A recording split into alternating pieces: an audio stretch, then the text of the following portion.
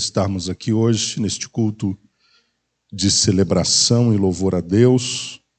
Desde a parte da manhã temos sido generosamente abençoados pelo Senhor. Hoje estudamos uma lição muito importante, falando sobre as riquezas e a ansiedade.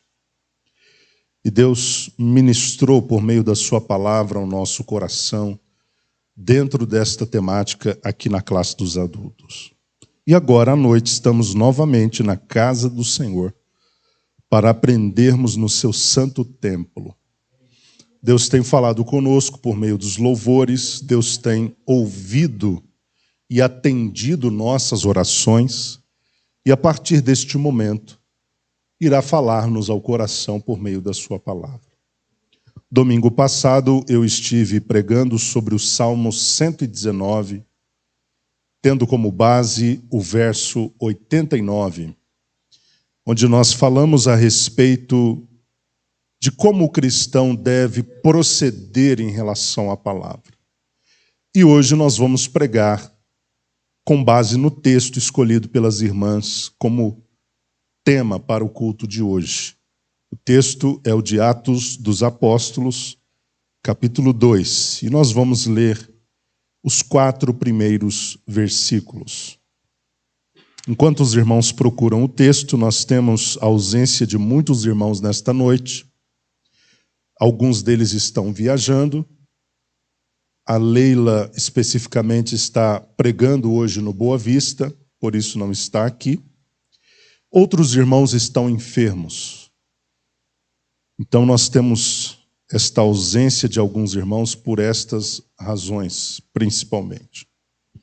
Mas graças a Deus que nós estamos aqui. O Espírito Santo não está avaliando quantos estarão no culto. O fato é que ele estará no culto. Se tiverem 2 ou 3 reunidos no nome do Senhor, ali ele está no meio deles. Então é isso que importa. Nós estamos aqui no dia de hoje para louvarmos a Deus e ouvir a sua palavra. Atos capítulo 2. Os irmãos encontraram? Vamos ler. Versículo 1 ao versículo 5. E ao completar-se o dia de Pentecoste, estavam todos reunidos num só lugar. De repente, veio do céu um barulho semelhante a um vento soprando muito forte.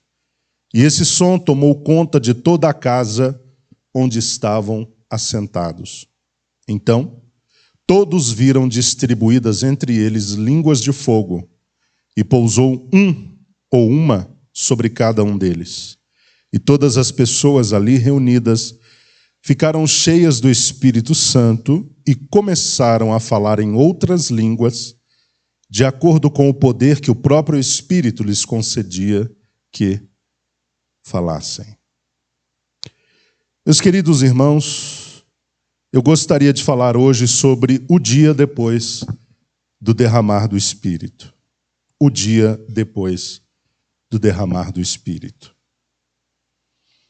Na palavra de hoje nós veremos que Jesus Cristo, antes de voltar ao Pai, antes de voltar para a sua casa, que é o céu, prometeu com todas as letras enviar o seu Espírito Santo. A vinda deste Espírito teria como propósito principal qualificar os discípulos, qualificar a igreja, qualificar o povo de Deus no cumprimento da sua missão. Obviamente, a promessa que Jesus fez a eles sobre a descida do Espírito se cumpriu. E o texto de Atos dos Apóstolos nos mostra que todos os que estavam reunidos no mesmo lugar, em espírito e unidade de oração, receberam o Espírito Santo e o poder do alto que este Espírito veio trazer. Mas eu diria nesta noite que, tão importante quanto o fato deles terem sido cheios do Espírito Santo e terem recebido todos eles poder, está a questão do que eles fizeram depois disso. Eu vou repetir porque esta sentença talvez seja a sentença-chave da pregação de hoje. Tão importante quando terem sido todos eles cheios do Espírito Santo, está o que eles fizeram depois disso. É por essa razão que o tema da mensagem de hoje é o dia depois do derramar do Espírito.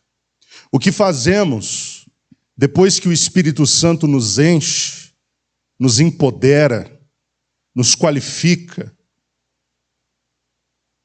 O que fazemos depois que recebemos a presença do Espírito Santo é muito importante. E na última parte da mensagem eu gostaria de me ater a esta questão. Mas vamos começar do começo.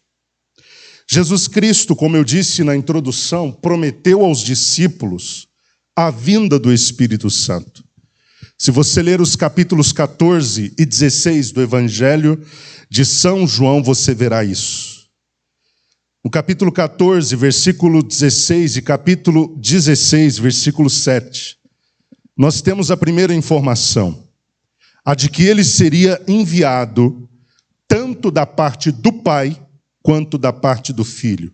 14, 26 do Evangelho de João, Jesus disse: mas o advogado, o Espírito Santo, a quem o Pai enviará em meu nome. Ele foi enviado pelo Filho, capítulo 16, versículo 7. Mas se eu for, palavras de Jesus, eu o enviarei. Nós temos em João 14, verso 16, que o Espírito Santo seria alguém com a mesma natureza da de Cristo. Ele diz, Jesus diz: eu rogarei ao Pai, e ele vos dará outro advogado, ou outro consolador.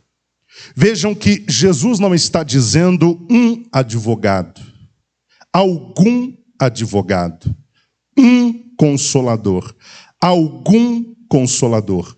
Mas Jesus está dizendo: o Pai vos dará outro advogado. E quando Jesus declara isso, ele está dizendo alguém de mesma natureza, essência e substância. Ele está dizendo aos discípulos: quando eu for, o Pai vai enviar alguém que não deixará vocês em déficit. Vocês não vão perder um Deus para receber alguém abaixo de Deus. Vocês não vão perder alguém que é onipotente e receber alguém que não é onipotente. Vocês não vão perder alguém que é onisciente e não vão ganhar alguém que seja onisciente. Jesus, quando diz que o Pai enviaria outro consolador, ele está dizendo: o Pai vai enviar alguém que é Deus como eu sou Deus, que tem poder como eu tenho poder, que é onisciente como eu sou onisciente, que tem mesma essência, mesma natureza, mesma substância, mesmos atributos. O capítulo 14 ainda, versículos 16 e 17, melhor, voltando um pouco, ainda no capítulo 16, versículo 7, nós vemos que ainda a respeito da vinda do Espírito, Jesus esclarece que a vinda dele estava condicionada à sua ascensão. Se eu não for, palavras de Jesus, o advogado não poderá vir para vós. A vinda do Espírito condicionada à ascensão de Jesus. Ele precisava retornar para o Pai, para que o Pai enviasse o seu Espírito. Versículos 16 e 17 do capítulo 14, nós temos outra informação, a de que ele viria para estar conosco e em nós para sempre. Versículo 16 do capítulo 14, ele estaria conosco, ou junto a nós. Eu rogarei ao Pai, ele vos dará outro advogado, a fim de que esteja para sempre convosco. Ele estaria também em nós. Versículo 17, capítulo 14. O Espírito da verdade. Vejam como ele é qualificado pelo próprio Cristo. O Espírito da verdade, que o mundo não pode receber, porque não o vê nem o conhece, vós o conheceis, porque ele vive convosco e estará dentro de vós. Então Jesus está prometendo aos discípulos que lhes enviaria um Espírito que estaria junto e que estaria dentro. Você pode louvar a Deus por isso? Você pode ter a certeza de que no seu dia a dia você tem um Espírito executando uma dupla presença. Uma presença junto a você e uma presença dentro de você. Onde você vai, o que você faz, você conta com a presença do Espírito Santo ao seu lado e dentro de você. E Jesus prossegue ainda no capítulo 14, nos mostrando qual seria o ministério deste Espírito Santo, que seria enviado pelo Pai e por Ele próprio, Jesus Cristo. Versículo 16, nós temos que uma das atividades do Espírito Santo seria ensinar os crentes. Esse vos ensinará, ou ele vos ensinará todas as verdades. Quem é que ensina a verdade? O Espírito Santo. Paulo diz, a Bíblia diz que nós temos a unção dos santos. E esta unção, que é o Espírito, a presença do Espírito, nos ensina todas as coisas. Versículo 26 ainda, nós temos outra atividade do ministério do Espírito Santo, fazer lembrar. Vos fará lembrar tudo o que eu vos disse. Capítulo 16, verso 8, ele teria como ministério convencer o homem do pecado, da justiça e do juízo. Quando então ele vier, convencerá o mundo do pecado, da justiça e do juízo. Ainda no capítulo 16, versículo 13, o seu ministério consistiria em guiar os crentes em toda a verdade. Quando o Espírito da verdade vier, ele vos guiará em toda a verdade. A verdade é como um caminho. Se você não for conduzido na verdade, você se perde em relação à verdade. Mas isso não acontece conosco, porque nós temos um Espírito que caminha conosco no caminho da verdade. Ele próprio é o Espírito da verdade. Satanás é que gosta de mentira, o Espírito gosta da verdade. Satanás tem compromisso com as trevas, mas o Espírito tem compromisso com a luz, com a revelação da verdade de Deus. O Espírito Santo teria também o ministério de revelar o futuro, mostrar o que está por vir.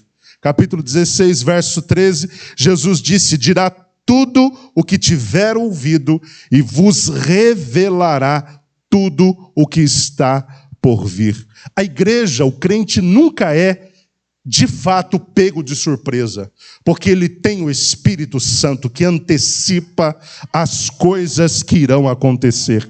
Você já passou por essa experiência? Antes de viver uma determinada circunstância, já vinha a presença do Espírito de Deus, te alertando de que de algum modo, alguma coisa estava para acontecer à sua frente, e isso veio acontecer. Isso é obra do Espírito Santo.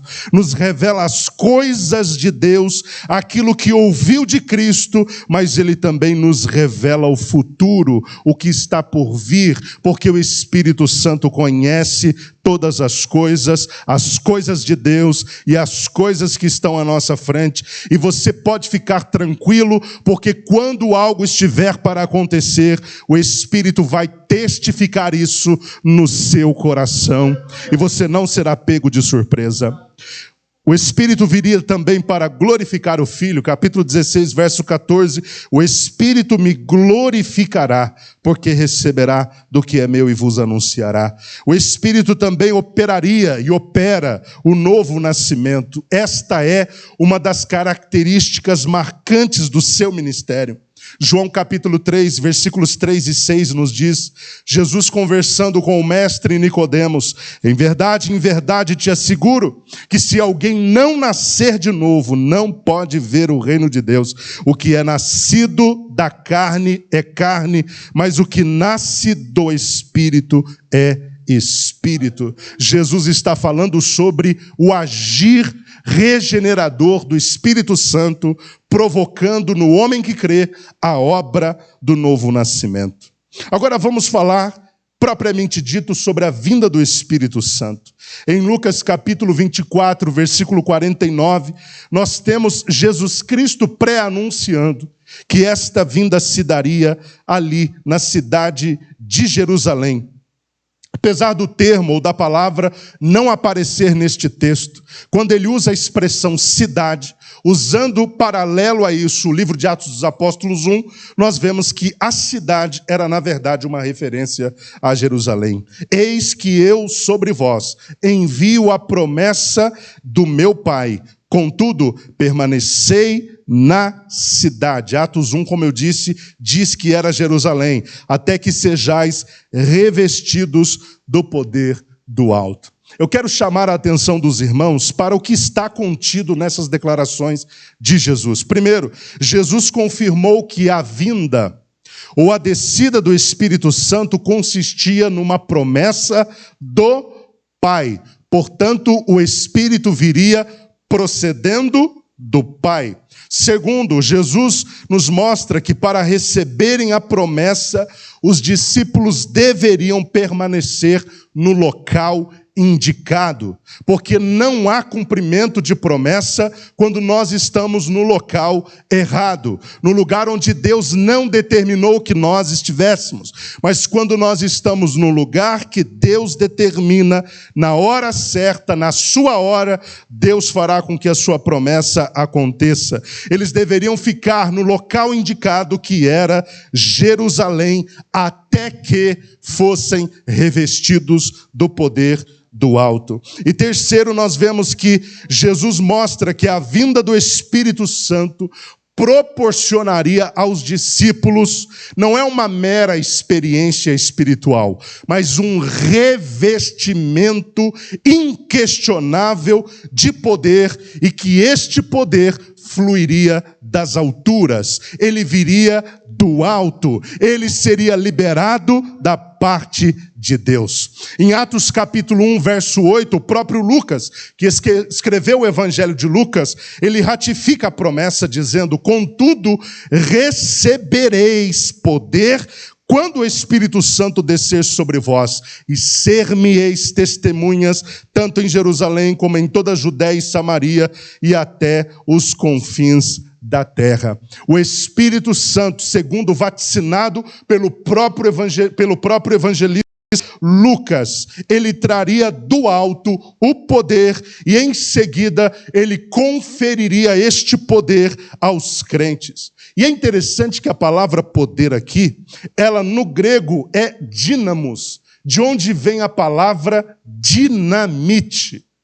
O poder que o Espírito Santo viria trazer sobre a igreja na ocasião da sua descida era um poder explosivo, era um poder dinâmico, era um poder de fluidez, era um poder irresistível, era um poder extraordinário, era um poder imparável. E é este mesmo poder que continua sendo derramado sobre a igreja de Jesus Cristo, e nós devemos pedir a Deus este poder, buscar em oração este poder, jejuar por este poder, nos consagrar por este poder, porque quando este poder vem do alto sobre o crente e sobre a igreja e o crente ficam imparáveis, são extraordinários e irresistíveis, e nada que Satanás possa fazer pode barrar a sua obra. Esse poder será dado e virá do alto, ele é dínamos, é dinâmico, é explosivo, é extraordinário. Esse poder não viria sobre os crentes para dar-lhes visibilidade.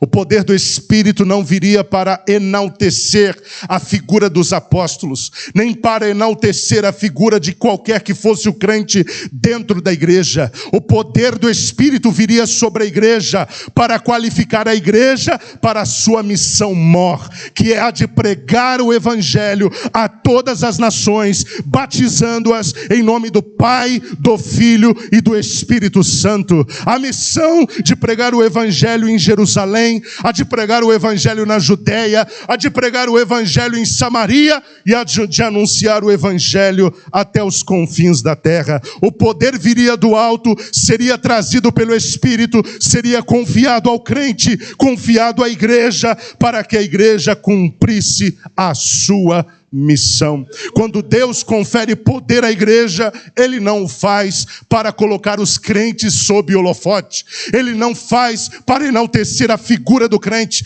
Quando Deus dá o seu poder por meio da presença do seu Espírito, é para que esse crente tenha dinamite, ele tenha munição, ele tenha armamento que qualifica ele para pregar a palavra de Deus e não ser resistido pelas obras de Satanás. Em Atos capítulo 2, versículos 1 a 13, nós temos o cumprimento da promessa. Jesus prometeu que o Espírito Santo viria. Ele disse a cidade onde isso se daria. E agora nós vemos o cumprimento disso tudo. A vinda do Espírito se deu provavelmente 10 dias após a ascensão de Jesus. Jesus levanta dos mortos, permanece 40 dias para dar o testemunho da sua ressurreição. Ele é assunto ao céu. 10 dias depois, na ocasião do Pentecostes, o Espírito Santo, ele vem. A cidade onde a promessa se cumpriu foi Jerusalém. A ocasião em que a promessa se cumpriu foi a do Pentecostes. O lugar onde a promessa se deu foi no cenáculo. Os discípulos estavam todos reunidos no mesmo lugar em oração, perseverando na súplica e no clamor ao Senhor. E a chegada do Espírito, segundo Atos dos Apóstolos nos informa, versículos 2 e 3, foi marcada por alguns fenômenos. Lucas diz que veio do céu um barulho. Algumas versões diz som. Veio do céu um barulho como de um vento forte. E o som tomou conta de toda a casa onde estavam assentados. Depois foram vistas entre eles línguas como que de fogo, dadas a cada um conforme a vontade do Espírito. Línguas como que de fogo, as quais pousaram sobre cada um daqueles que estavam reunidos no mesmo lugar. E todos eles, segundo o texto nos mostra, verso 4, foram cheios do Espírito Santo e eles começaram a falar em línguas de acordo com o poder do Espírito Santo. Isso causou um alvoroço na cidade, porque por ocasião da festa do Pentecostes, havia ali muitas nações representadas por meio das muitas pessoas que lá estavam. E estas pessoas, segundo Lucas nos informa, elas ficaram perplexas, atônitas, maravilhadas, porque elas ouviam falar na sua própria língua natal. Eles começaram a falar em línguas, mas Deus usou aquela linguagem para evangelizar as nações que ali estavam presentes. Olha como Deus é estratégico, olha como Deus é sábio, olha como Deus é poderoso. Quando eles começaram a falar em outras línguas, as pessoas que estavam na cidade começaram a ouvir das maravilhas de Deus na sua própria linguagem, no seu próprio idioma, e elas ficaram maravilhadas e perguntaram: mas não são eles todos galileus? Como nós estamos ouvindo, cada qual na sua própria língua? Esse é o agir poderoso do Espírito Santo de Deus. Quando ele desce sobre a igreja, ele desce de forma estratégica para usar esta igreja na evangelização dos perdidos. Ouviu cada um na sua própria língua. Ao tentar entender o que estava acontecendo, algumas pessoas ficaram assustadas e confusas. Mas o texto diz que outra parte delas começaram a zombar deles e a acusá-los de embriaguez. E dos versículos 14 a 47 nós temos a reação de Pedro. O texto diz que ele se coloca em pé diante da multidão, juntamente com os demais 11 apóstolos. Ele levanta a sua voz e ele começa a esclarecer que aquilo que havia acabado de acontecer não era sintoma de embriaguez, mas era o vívido cumprimento da promessa feita pelo Pai por meio do profeta Joel, no capítulo 2, versículo 28. Nos últimos dias, diz o Senhor, derramarei do meu espírito sobre todos os povos.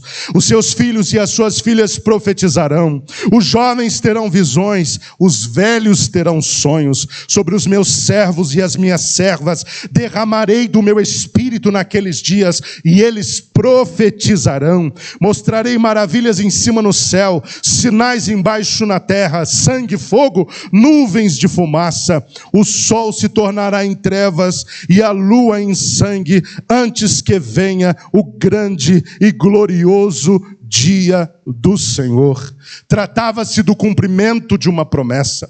E depois que Pedro relembra aquelas pessoas e aplica a palavra de Joel ao que tinha acabado de acontecer, Pedro passou a falar de Jesus Cristo para aquela multidão.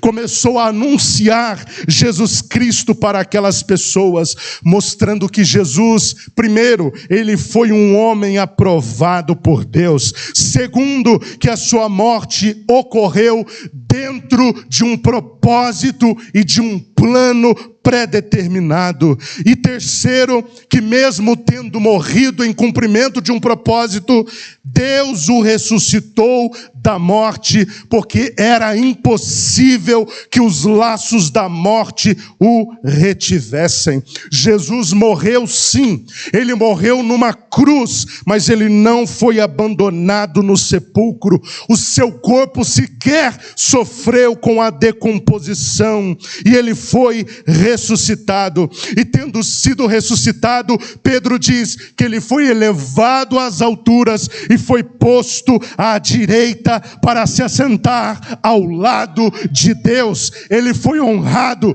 ele foi elevado, ele foi colocado na mais alta posição, porque ele suportou a cruz e foi ressuscitado por Deus ao terceiro dia. E na conclusão das suas palavras, Pedro disse: este Jesus, a quem vós crucificastes, Deus o fez Senhor e Messias, Senhor e Cristo.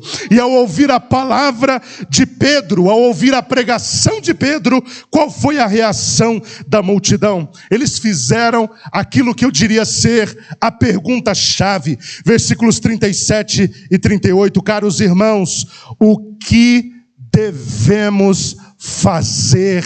E Pedro então respondeu: arrependei-vos e cada um de vós seja batizado em nome de Jesus Cristo para perdão de vossos pecados, e recebereis o dom do Espírito Santo. E os que creram nesta palavra e foram acrescentados à igreja foram cerca de 3.000 almas. Uma coisa é você tentar fazer na sua força. Uma coisa é você tentar resolver com a sua cabeça. Uma coisa é você tentar fazer fluir com suas habilidades. Outra coisa é você contar com o poder que desce do alto e que vem por meio do Espírito Santo. Esse poder é explosivo. Esse poder é potencializador. Esse poder realiza o que você, por obras próprias e esforços próprios, jamais poderia realizar. E eu quero com essa palavra encorajá-los a buscar dia e noite esse poder, essa qualificação, essa virtude, esse dínamos, porque tudo na sua vida vai começar a encontrar o caminho da fluidez, porque nada será resolvido no seu braço, na sua carne, na sua inteligência, no seu esforço, na sua capacidade, mas será pelo poder, pela graça do Espírito Santo de Deus. Então busque o poder do Espírito e tudo será resolvido conforme a vontade do Senhor. Agora chegamos nesse ponto onde eu disse que nós trabalharíamos ao final. Qual foi o saldo da descida do Espírito Santo? Ele está aqui.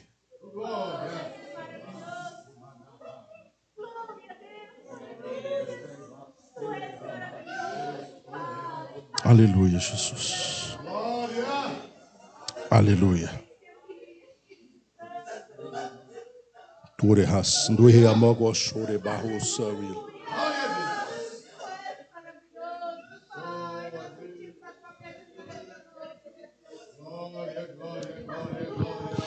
Ele está aqui, você pode pedir.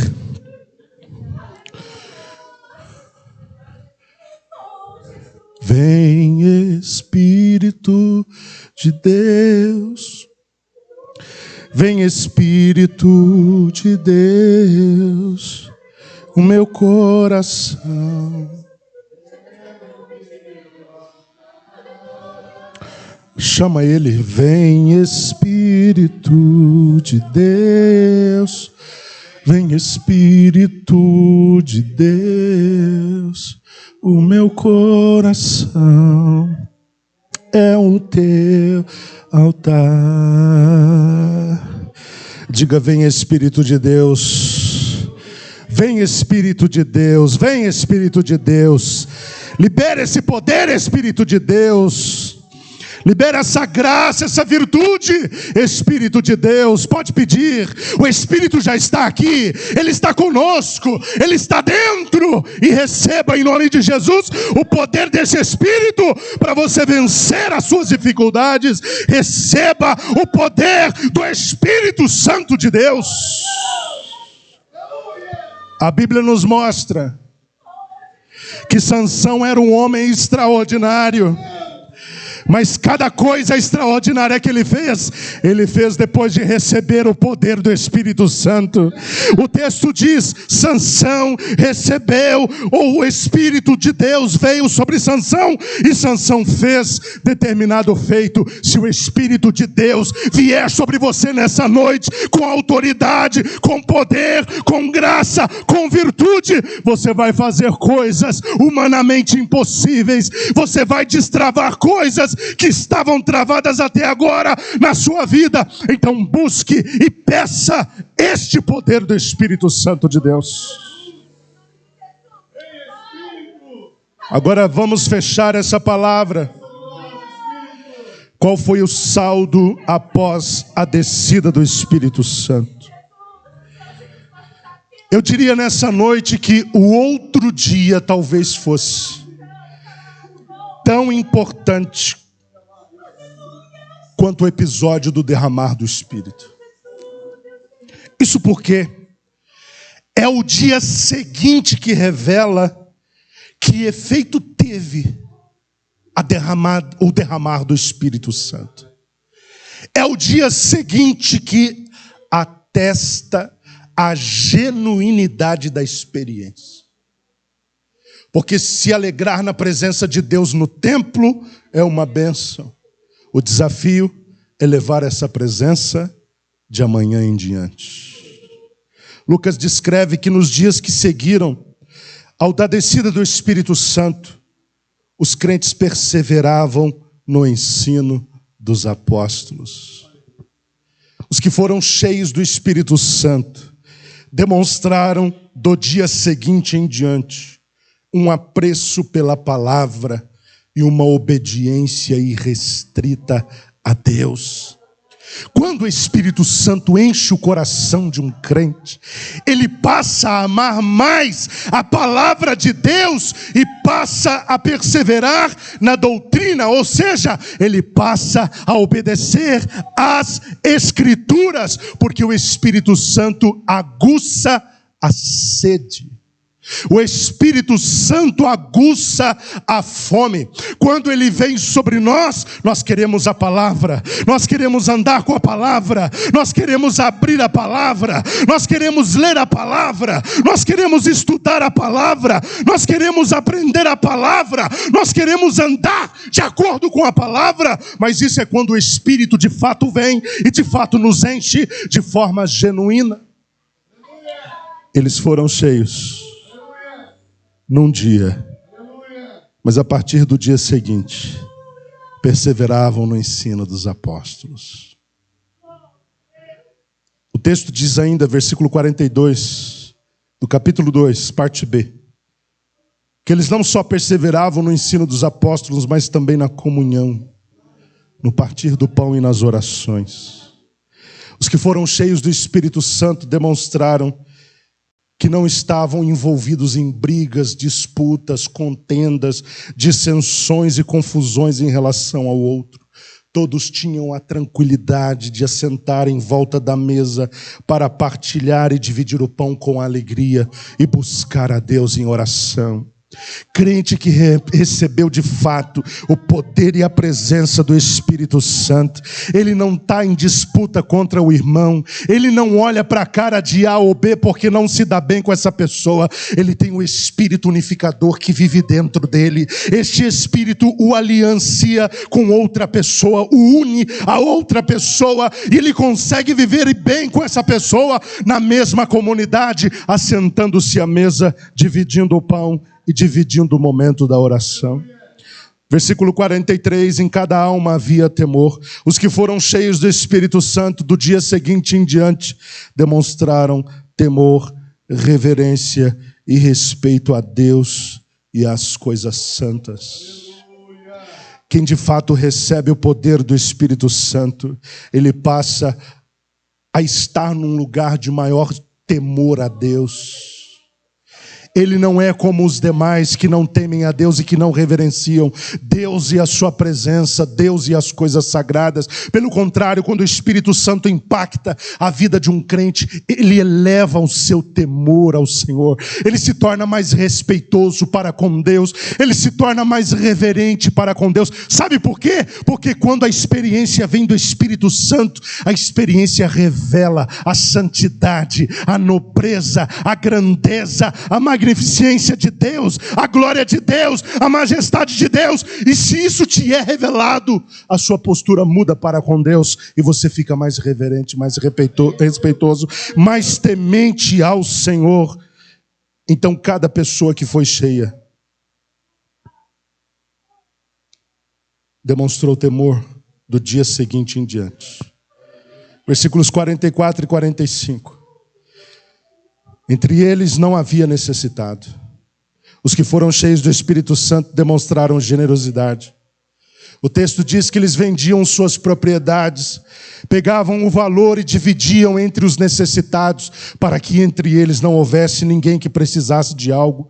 No coração deles não havia lugar para o egoísmo, mas sim para o altruísmo e para a generosidade. Quando o Espírito Santo invade o coração de um crente com poder, quando um crente de fato é cheio do Espírito Santo, o Deus chamado orgulho, Deus com letra minúscula, não manda no coração desse crente, não determina as obras do coração desse crente, porque o seu coração rompe em generosidade para com o outro. Ele não é escravo da avareza, ele não é escravo de Mamon, mas ele consegue romper em generosidade com o necessitado. Ele consegue dividir o que é pão do que é semente, e ele consegue lançar a semente no solo de quem precisa.